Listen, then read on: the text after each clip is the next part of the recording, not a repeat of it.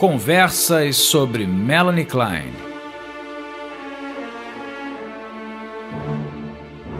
Hoje com o tema Fantasias Inconscientes.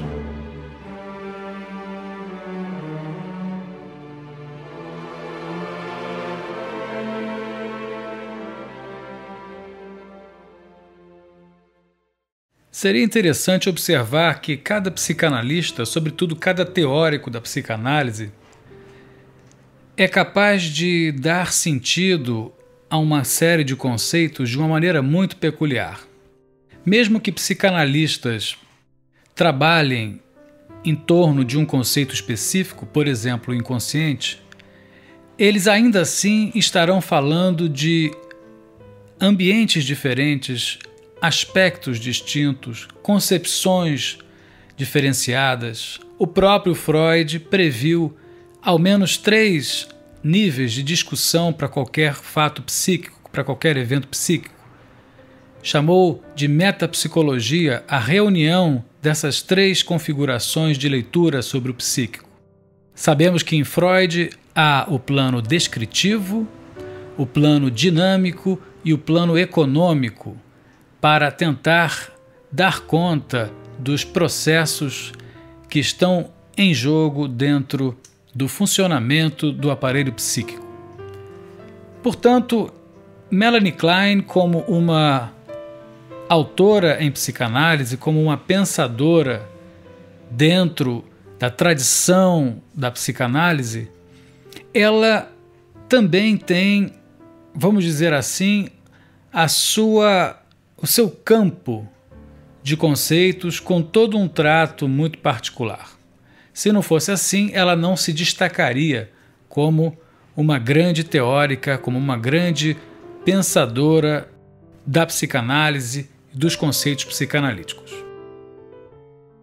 Nesse sentido, é importante saber que, para a psicanálise, é possível e mesmo interessante sustentar distintas concepções do aparelho psíquico, distintas concepções das engrenagens que montam, por exemplo, os sintomas.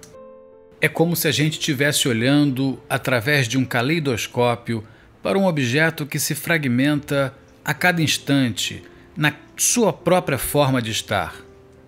Talvez dessa forma não se trate tanto de um objeto, mas de algo que está aí para ser tocado, atravessado, de uma certa maneira perfurado, explorado. Portanto, Melanie Klein, por exemplo, se interessa muito pela ideia de fantasias inconscientes. Sabemos que o termo fantasia é importante desde muito cedo na teoria psicanalítica, quando Freud descobre, através de suas investigações analíticas, que as suas pacientes histéricas não necessariamente haviam passado por situações, vamos dizer, reais, traumáticas, na forma de sedução de um adulto para uma criança, de um homem para uma criança. Geralmente a figura do pai presente na fantasia histérica. Mas exatamente que esses eventos dos quais se lembravam as histéricas em hipnose e depois em associação livre, eram eventos sim, eram acontecimentos sim, mas de caráter fantasístico, de caráter psíquico, e não necessariamente algo que tivesse acontecido no concreto do acontecimento, no chamado mundo real. Freud criava então o conceito de realidade psíquica. Portanto, a partir daí, Freud elege a fantasia inconsciente como o cenário de fundo de onde se originariam os sintomas. Na verdade, Freud descobre que o neurótico é possuído por um universo de fantasias, sempre de caráter sexual, envolvendo os mais distintos elementos, os mais distintos posicionamentos entre sujeito e objeto. A fantasia inconsciente é, por assim dizer, o grande motor do desejo também inconsciente na psicanálise, capaz de promover uma cisão entre aquilo que alguém faz, alguém realiza, e aquilo que alguém gostaria, mas não pode, ou gostaria, mas não sabe que gostaria de realizar. Dessa forma, a fantasia passou a ser um objeto para ser escutado e, pelo Freud, sobretudo inicialmente, interpretado. Por quê? Toda fantasia traria em si rastros e lastros da história psíquica daquela pessoa. Então, a psicanálise, através da escuta transferencial, conseguiria aos poucos ir levantando os véus impostos pelo recalque a partir de um entendimento sobre as dinâmicas que estavam montando as fantasias inconscientes. A psicanálise freudiana chega a tratar a fantasia em 3 níveis. O nível da fantasia consciente, do devaneio, que retorna, por exemplo, como restos diurnos em um sonho, onde alguém pensa, divaga sobre alguma coisa, gostaria de, uma vontade, né? um devaneio romantizado sobre uma situação, que está no plano do querer. Um nível de fantasia propriamente inconsciente, que não é dita, que não é verbalizável, mas que está dentro de uma semântica, dentro de uma lógica capaz de levar o sujeito a tentar representá-la através de sintomas, através de formações peculiares psíquicas. Portanto, a fantasia inconsciente estaria sempre inacessível sob a forma do desejo, onde o desejo é desejo de continuar desejando aquilo que está desde sempre perdido para o Freud, enquanto impossível de ser reencontrado ou de ser realizado. A rigor, a gente sabe que é a ideia de um objeto que traria aquela satisfação absoluta quando da primeira frustração que sofre o bebê. Essa é a mitologia freudiana sobre o objeto perdido. Portanto, este seria o segundo nível das fantasias, as fantasias inconscientes, só acessíveis através da análise ou só acessíveis através do método psicanalítico fundado na inferência, na observação clínica e na inferência, sobretudo sob um ponto de vista dedutivo e talvez lógico, ainda que o Freud não tivesse lançado mão de elementos substancialmente lógicos. Pois bem, um terceiro nível de fantasias que interessam ao Freud, que são problematizadas pela psicanálise, são as fantasias filogenéticas. Essas fantasias seriam aquelas que são repetidas de geração em geração ao longo da história da nossa espécie. Então seriam as fantasias que já carregaríamos cada um de nós, independente de qualquer condição psíquica ontológica que viesse desde a nossa existência propriamente dita, no concreto do nascimento do corpo. Bom, a Melanie Klein tem um interesse muito grande dentro das suas preocupações investigatórias, dentro da sua clínica, pela questão da angústia. Ou seja, essa questão que interessa a todo psicanalista na sua prática cotidiana também era a questão que o Freud, por exemplo, em 1926, estava tentando responder dentro do aparato psicanalítico, dar a ela um lugar mais definitivo. Em 1926, Freud escrevia Inibições, Sintomas e Angústia, tentando, na verdade, descobrir as origens da angústia, as formas como a angústia está ligada ao recalque, as formações sintomáticas e a angústia, assim como a função da angústia dentro do aparato psíquico. Melanie Klein vai, portanto, entender a angústia como uma angústia arcaica. A angústia estaria presente desde a origem. E se está presente desde a origem, a angústia tem um caráter de insuportabilidade, de transbordamento de tensão, tensão gerando o desprazer, o desconforto, a ponto de o aparelho psíquico surgir, ser uma formação interessada em minimizar esse sofrimento, em minimizar esse desprazer. Até aí estamos dentro da lógica freudiana que prevê uma diferença entre um nível de organização primária, chamado princípio do prazer, em oposição a um nível de organização secundária, chamado princípio de realidade. Pois bem, Melanie Klein entende essa angústia arcaica como função imediata da ação, da pulsão de morte dentro do próprio indivíduo.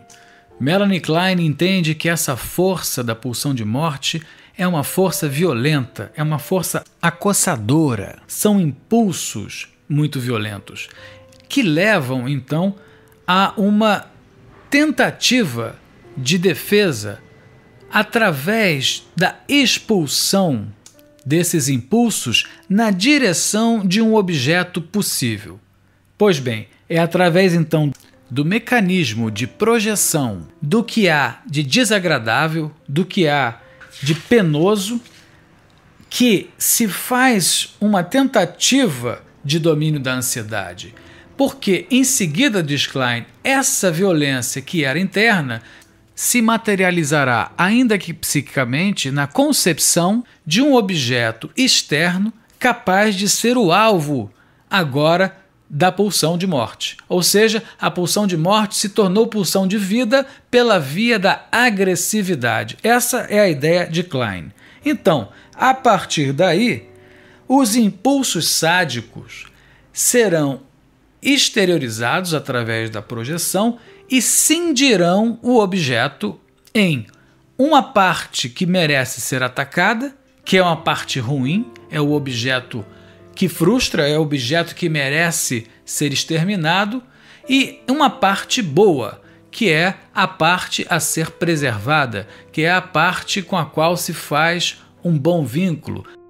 Então, é a parte que alimenta e que sacia. Melanie Klein prevê assim a concepção de uma dinâmica inconsciente marcada na sua origem pela pulsão de morte e a sua violência contra o corpo, daí um segundo momento de expulsão da pulsão de morte, num movimento de vida, criando-se a existência de um objeto a ser investido psiquicamente de ódio, mas como esse objeto não é só um objeto de ódio, ele também será objeto de amor, partido ao meio. Vejam só que a concepção também lida com as polaridades entre amor e ódio, que não fazem outra coisa senão repetir a lógica entre pulsão de vida e pulsão de morte. Ou seja, o psiquismo é capaz de projetar a sua violência para um objeto e partir esse objeto e passar a amá-lo e a odiá-lo de acordo com determinadas circunstâncias. A partir daí, formam-se as fantasias baseadas nessas relações de objeto. Esta é a forma que Melanie Klein tem para conceber o psiquismo. O psiquismo funciona sempre matricialmente através de fantasias inconscientes que determinam relações de objeto. Como disse, o fundamento é a relação que se tem com o objeto, sendo ele um objeto muitas vezes de amor, chamado objeto bom, e muitas vezes um objeto de ódio, de repulsa, chamado objeto ruim.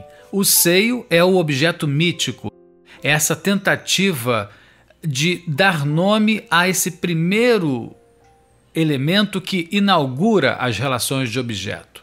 Portanto, para Melanie Klein, desde muito cedo, o bebê experimenta fantasias de ódio em relação ao seio, porque o mesmo seio que alimenta é o seio que frustra.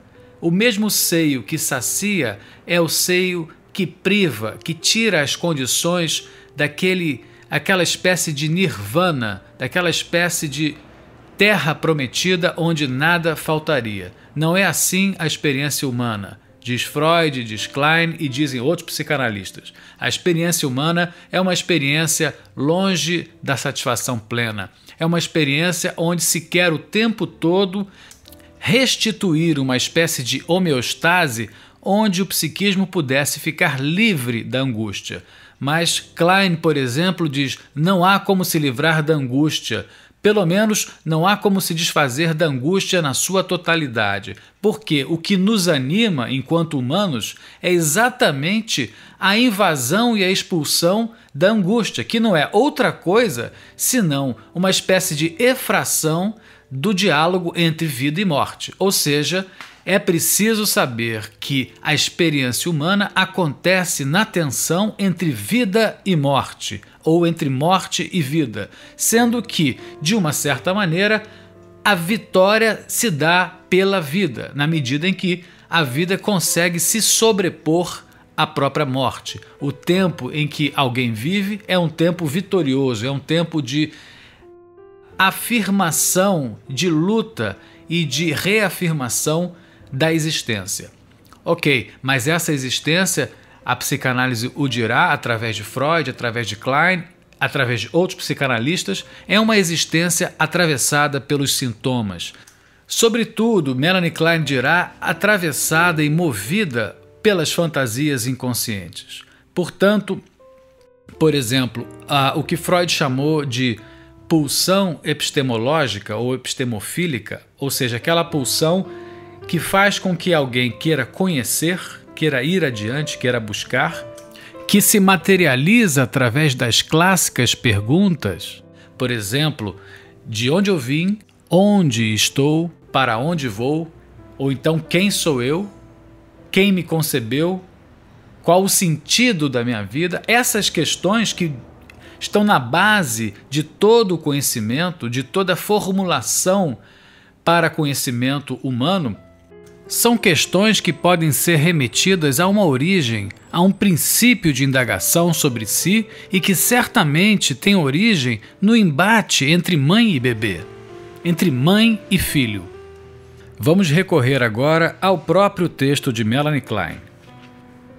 Um trabalho intitulado A Psicanálise de Crianças, lançado em 1932, é um trabalho fundamental dentro do conjunto da obra da autora que marca, por assim dizer, uma posição autoral mais específica dentro do seu percurso. Este livro é lançado, pois, ainda com Freud vivo e já no calor do início, pelo menos, das querelas entre a escola inglesa, de onde já fazia parte Melanie Klein desde 1926, a convite de Ernest Jones, e as escolas de Berlim e de Viena, que tinham forte influência de Anna Freud, sobretudo no que tangia a análise de crianças. Vejamos então que este livro de Melanie Klein ele é dividido em duas partes. A primeira chama-se A Técnica da Análise de Crianças e a segunda se chama exatamente Situações de Angústias Arcaicas e seus efeitos sobre o desenvolvimento da criança. Eu vou aqui agora lançar mão de um pequeno trecho do capítulo 10. O capítulo 10 desse livro se chama A Importância das Situações de Angústias Arcaicas no Desenvolvimento do Eu. Então eu vou aqui fazer a leitura de uma pequena passagem que nos esclarece as questões relativas à projeção da angústia e à formação da vontade de conhecer. Então, Melanie Klein vai falando da necessidade da projeção da angústia. Página 198. Ela diz assim: além do alívio que a projeção proporciona por possibilitar que os estímulos pulsionais internos sejam tratados como se fossem externos, o deslocamento da angústia relativa aos perigos internos para o mundo externo proporciona vantagens extras. É agora que ela vai introduzir a ideia da pulsão para o conhecimento. Então diz ela: a pulsão para o conhecimento da criança que, junto com seus impulsos sádicos, foi dirigida para o interior do corpo da mãe. É intensificada pelo medo que ela tem dos perigos e atos de destruição que estão ocorrendo lá e dentro do seu próprio corpo e que a criança não tem nenhum meio de controlar. Os perigos reais, externos, podem ser mais facilmente dominados porque a criança é capaz de descobrir mais sobre a natureza deles e testar se as medidas que adotou contra eles foram bem-sucedidas. Continua Klein. Essa necessidade de testar pela realidade é um poderoso incentivo para o desenvolvimento da sua pulsão para o conhecimento, bem como de muitas outras atividades. Todas essas atividades que ajudam a criança a se defender do perigo, que refutam os seus medos e que a capacitam a fazer restituição ao seu objeto, têm, da mesma forma que as primeiras manifestações do impulso de brincar, o propósito de dominar a angústia relativa aos perigos, tanto de fora quanto de dentro, tanto os reais quanto imaginários. É bem interessante perceber como o psiquismo pensado por Klein é um psiquismo sempre sob ameaça. Ameaça interna, como já mostrava o Freud, através das exigências do id, e ameaças externas que advêm, sobretudo, das paixões suscitadas pelos objetos, na medida em que eles aparecem, marcam presença, fazem questões. Eles incitam o psiquismo a se responder e a se posicionar por relação às suas exigências.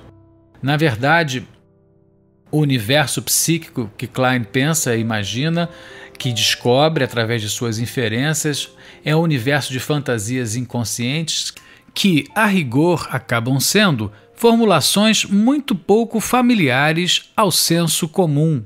Portanto, são ideias que perturbam as pessoas que estão educadas para o correto e o aceitável.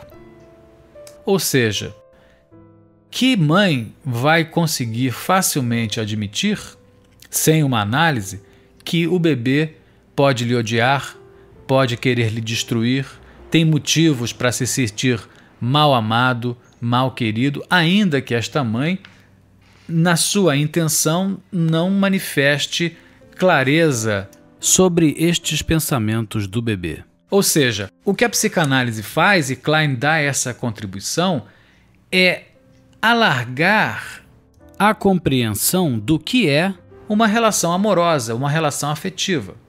Por exemplo, essa relação matricial, daí o nome, mãe e filho, mãe e bebê, bebê e filho, bebê e mãe, é uma relação que será sempre ambivalente, sempre de amor e ódio, mesmo que civilizadamente a filha respeite a mãe ou o filho respeite a mãe e vice-versa.